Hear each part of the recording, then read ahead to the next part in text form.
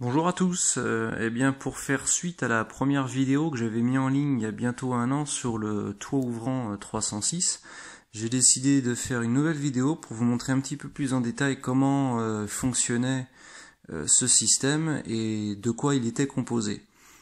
Alors, pourquoi il y a trois toits ouvrants aujourd'hui réunis, les uns à côté des autres? Eh bien, c'est simple. Celui qui est ici, le premier, c'est celui que vous aviez vu fonctionner sur la vidéo précédente. Le deuxième, c'est un que j'ai trouvé pour avoir de la pièce.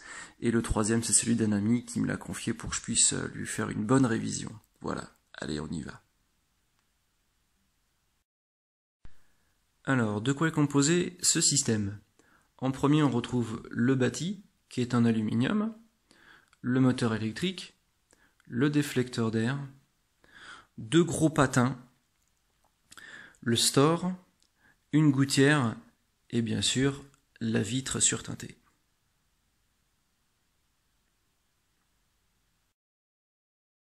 Alors, petit aparté sur la fixation du moteur électrique, il tient par deux vis qu'on voit ici, qui traversent et qui viennent en fait se prendre dans cette pièce en plastique. On peut rapidement parler de cette pièce parce que c'est vraiment un problème. Voilà, ça traduit le problème qu'on rencontre, c'est-à-dire que quand vous allez dans votre habitacle dévisser la première vis du moteur, elle va sortir, il n'y a pas de souci. Et puis bien souvent, la deuxième, on ne sait pas pourquoi, ça tourne dans le vide. Voilà, le petit écrou qui est enfermé dans le plastique, il tourne dans le vide et vous n'arrivez pas à sortir votre vis. Du coup, il faut se débrouiller comme on peut pour essayer de sortir le plastique sans trop l'abîmer. Mais bon, celui-ci, vous voyez, il en a fait des frais. C'est un problème que vous allez rencontrer, je pense, quasiment systématiquement, parce que sur les trois toits qu'il y a là, j'ai pas réussi à sortir une seule fois cette pièce-là sans l'abîmer. Voilà pour la partie fixation du moteur. Alors, une fois que vous avez réussi à enlever votre petit plastique sans l'abîmer, abracadabra, on trouve en fait une roue crantée qui sert à accrocher les câbles qu'on retrouve sur les patins. Voilà, tout le système de patins en fait vient se glisser là-dedans. Donc le patin de droite vient dans cette partie-là et le patin de gauche vient dans cette partie-là. Donc une fois qu'on enquille nos patins dans le bâti, ils viennent se rejoindre ici au niveau de la petite roue crantée, et après on vient mettre cette petite pièce en métal, tchouk, comme ça, pour que les câbles viennent bien appuyer contre la roue crantée. Voilà. Et après on remet notre couvercle et notre système en fait est prêt à pouvoir fonctionner en avançant et reculant dans les rails du bâti en aluminium. Voilà. Donc j'ai mis des petites flèches, c'est simplement pour vous expliquer. Quand le moteur tourne dans le sens horaire, ça envoie le rail de droite dans cette direction et le rail de gauche dans cette direction. Donc dans le sens horaire, vos patins reculent, et dans le sens inverse horaire, vos patins reviennent en position pour se fermer. Voilà. Alors une fois que tout est remonté, c'est un peu plus présentable. J'ai pas remis la vitre volontairement, c'est pour vous parler en fait de la gouttière qui est ici. La gouttière, elle a en fait deux fonctions. La principale en fait, c'est bien sûr, c'est d'évacuer l'eau qui passe à l'arrière de votre vitre, parce que s'ils en avaient pas mis, l'eau foutrait le camp dans l'habitacle, donc ils ont été obligés de mettre une gouttière. Et la deuxième en fait, c'est d'embarquer en fait le store quand vous voulez que votre vitre entre complètement dans le toit. On l'avait vu lors de la vidéo précédente, quand le toit rentre dans la voiture, et en fait il embarque le store avec lui. C'est tout simple, en fait au niveau du store ils ont mis une sorte de rebord ici, et quand votre ensemble de vitres recule, donc avec la gouttière, il embarque avec lui le store, et hop, ça recule tout seul. Et bien voilà, notre toit ouvrant est entièrement remonté. On va pouvoir le refixer sur le toit de la voiture. Pour info, l'ensemble complet tel que vous le voyez là, il pèse pile poil 12 kg. Et la vitre à elle seule pèse 5,3 kg, ce qui est vraiment beaucoup. À elle toute seule, elle représente quasiment 50% du poids total de l'ensemble. Voilà.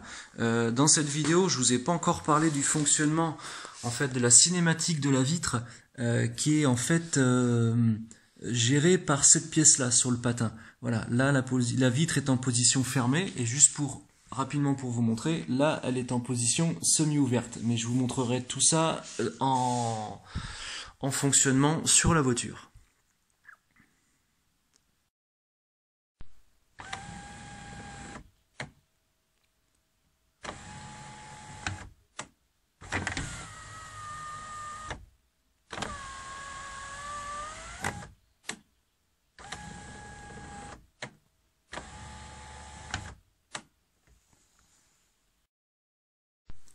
Ça y est, tout est remonté et tout fonctionne. Alors, certains dans la vidéo précédente avaient peut-être déjà remarqué que la vitre était séquencée. C'est-à-dire que à cette époque-là, il fallait encore qu'on garde un doigt sur le bouton pendant tout le temps de la séquence, mais n'empêche que le moteur, lui, il sait exactement quand s'arrêter lorsque votre vitre se met en position entrebâillée, ou bien se referme, ou s'ouvre complètement dans le toit. Qu'est-ce qui fait que ça fonctionne pas comme une vitre électrique normale, ou tant que vous gardez le doigt sur le bouton, quand c'est des modèles non automatiques.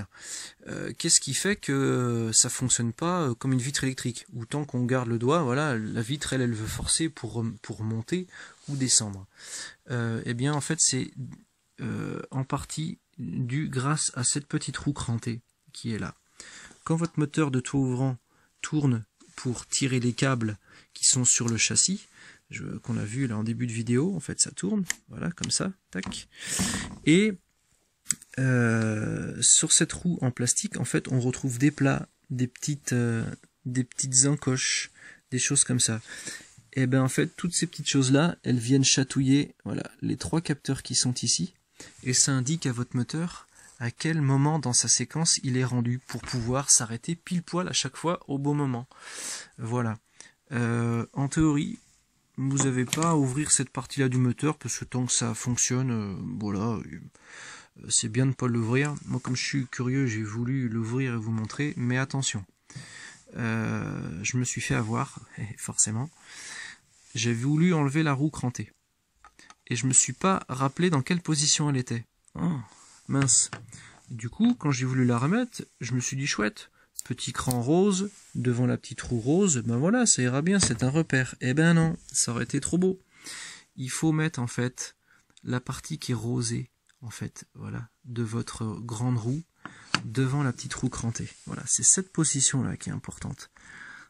Tac, si vous remettez pas ça comme ça, vos séquences pourront jamais se faire comme il faut. Donc, quand les deux trucs roses sont en face, c'est que votre vitre est en position refermée. Ça, c'est hyper important. Voilà. Comment ça fonctionne, le séquençage du moteur électrique. Allez, c'est ici que s'achève cette vidéo sur le toit ouvrant d'origine sur Peugeot 306. Là, je pense qu'on aura vraiment été très complet dans cette vidéo. Voilà, donc n'hésitez pas à liker, poser des questions. Et puis, quant à moi, eh bien, je reviendrai dans une prochaine vidéo pour vous présenter un petit peu cette 306 S16 de 1999, voilà, qui est vraiment une super bagnole que j'adore, avec un moteur 16 soupapes comme on n'en fera plus jamais. Donc voilà, des vidéos tout bientôt. Allez, ciao.